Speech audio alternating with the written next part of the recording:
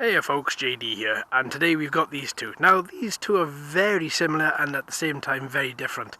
Now I thought today we'd do a comparison of the Dream versus the Syma, and the reason why is because look, they're both folding quadcopters, but they both fold in a totally different way. The body shapes are totally different, so I thought it would be quite a good little comparison to see how the more sort of pocket style of the Kingtoys Dream versus the larger of the Syma would actually hold out. Now, we've got a little bit of a breeze here today, so I'm going to be taking my time. I'm not going to be taking up too high. I'm just going to be leaving them at roughly the fence line level at a maximum height. Now, as we've seen, they're both really good flyers. They both do things differently in better ways. They both have roughly the same amount of things, same amount of features. They both have altitude hold, both have cameras, they both fold away, and they both have pretty powerful motors. So, without further ado, let's take them up. This time we're going to start with the Kingtoys, just to refresh our memory, as it's been several weeks since we've flown this one. Okay, so pulling out the propellers and the propeller arms, there we go, it's quite easy. There's no locks, there's no latches, it just automatically, it's spring loaded, so as soon as it gets to a certain level, there we go, it just clicks up like that. Perfect. So all in all, that is very easy to assemble. Obviously, I would recommend before any of my flights, even if I haven't done up the screws, I go through and I just check all of these screws just to make sure they're all done up nice and tight, because I'm not the one that did it. I'm not the one that attached all this stuff. So therefore, before I fly a flight that I'm going to be responsible for, I want to make sure that everything is done up nice and tight. Okay, so that's done. Let's pop her on the floor. Let's remember which way is front. Camera points front. Let's turn on the quadcopter. Quadcopter is now on, lights are flashing. Okay, so here we go. So, and this is in speed mode 1. Okay, let's shift it up. Speed mode 2, 2 beeps.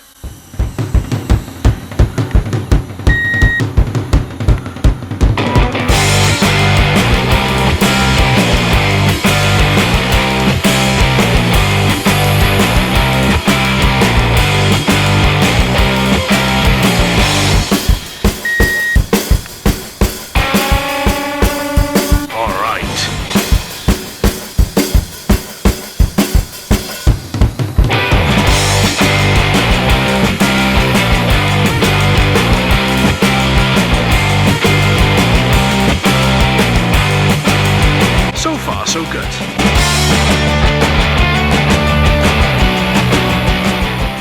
I really am a lover of these foldable quadcopters. I mean, this in my bag today when I had all the other little RC gadgets that I had in there today coming over to this park, it didn't take up any room.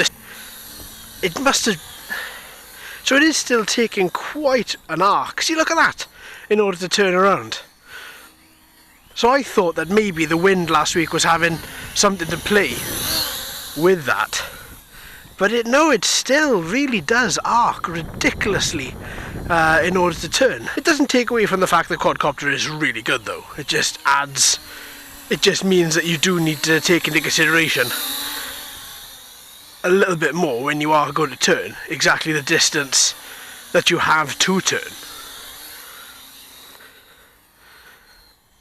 I mean, this is speed mode 3 and it is ridiculously fast. Alright, so the Syma's got a slightly different approach than the Kingtoys. You've got a couple of locks here, these little silver buttons. Push them down and out pop the propeller arms. It takes a couple of seconds more to do. But to be honest, I find it so much nicer because now they are, apart from that one, they are now properly locked in place and nothing is going to move these arms. Not a crash, nothing. So I think that the locking mechanism is a far better design, and a much better safety feature for a folding quadcopter than just the lockout and spring-loaded design. So let's take that down, let's turn her on. That's it, the lights are very dim on this one, there we go.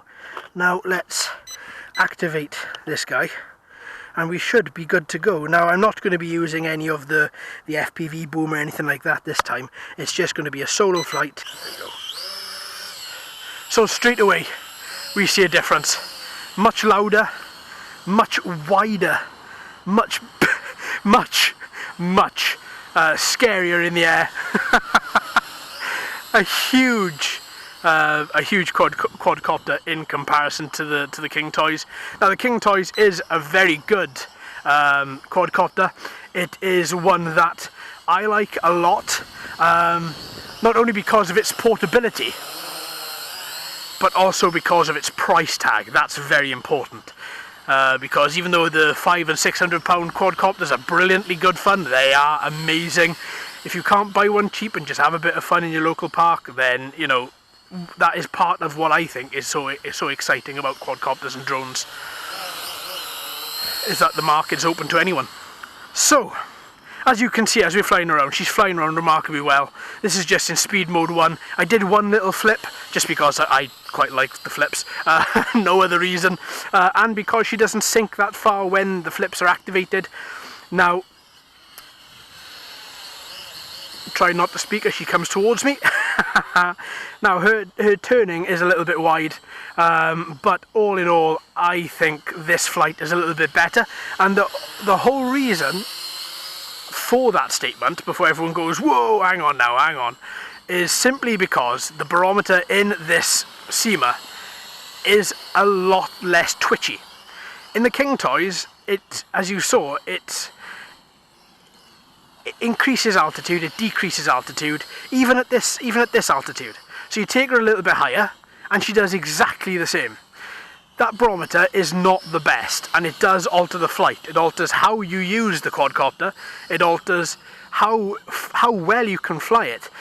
Also because you could be flying it at this height, which is probably about 8 foot, and then all of a sudden the barometer might overly sense something and will just drop a couple of feet, which is not great. Now, in saying that, it's easy to counteract for it, so it's not really, you know, when it comes to the Kingtoys, it's not really a huge disappointment, but it is a slight disappointment. Now, looking at the Syma doesn't have that issue. It's just flying back and forth. This is the reason why I'm flying it back and forth in this particular way. It's just so that you can see any slight dips that happen, anything else that the barometer picks up on, and it'll show you, because obviously it's a much wider area. You can see the quadcopter as well a lot easier, I think, than the Kingtoys. But it doesn't at all. It's just staying at a nice altitude. I think I've had to increase the altitude once. Oh, twice. But she's really nice. She is just a fantastic flyer. She has automatic, so obviously when you do bind the quadcopter, you do have to push up on the left throttle just a little bit, just in order to get the propellers to start working, and then you can just lift off. But obviously, as it does have a barometer, then you can just leave her in a particular area, and at least she stays up. Now, it's not often that, obviously with the GPS quadcopters, they lock in position and they stay exactly once you let go of the throttle. With these quadcopters, the toy grade quadcopters, the non-GPS quadcopters, they don't. Please don't be fooled and think that once you let go of the throttle they're just going to stay exactly where they are. You have to balance them. There is a little bit of balancing that does need to be done. So as you can see, if I bring this one down here, and if I bring her over to me so you can see it a little bit easier, if I let go of the transmitter, see, there's still a little bit of movement, and you're still going to get this movement. You still have to counteract for that movement, and it's that movement that you just need to be aware of. Right, so flying her again, she flies remarkably well. Let's land her. Landing as well. As soon as she lands, boom, the motors are automatically disconnected and they turn off. Remarkable little design, remarkable look of the quadcopter. Obviously I think this is, when you compare it to the Kingtoys, I think this particular quadcopter comes out in spades. And it's basically because of the fact that, yes, it's a little bit bigger, but I am a safety freak. I can't help it. I really can't. My brain is always thinking, what happens if this crashes? What happens if this crashes? What happens if that happens? And I'm overly overthinking. I'm always overthinking everything. So having these little automatic lock mechanism built into the propeller arms is something that I really appreciate. Now, don't get me wrong. I've never had an issue with the Kingtoys. I've never had an issue with the automatic with the automatic spring-loaded propeller arms, but still, it doesn't mean you're not going to have an issue, and it doesn't mean, even, I know a lot of you are going to say, it doesn't mean that even with the locking ones you're not going to have an issue. No, I know, it just gives you another area of being a little bit safer. Another little, so, that being said, for me, I think it's going to be the Syma.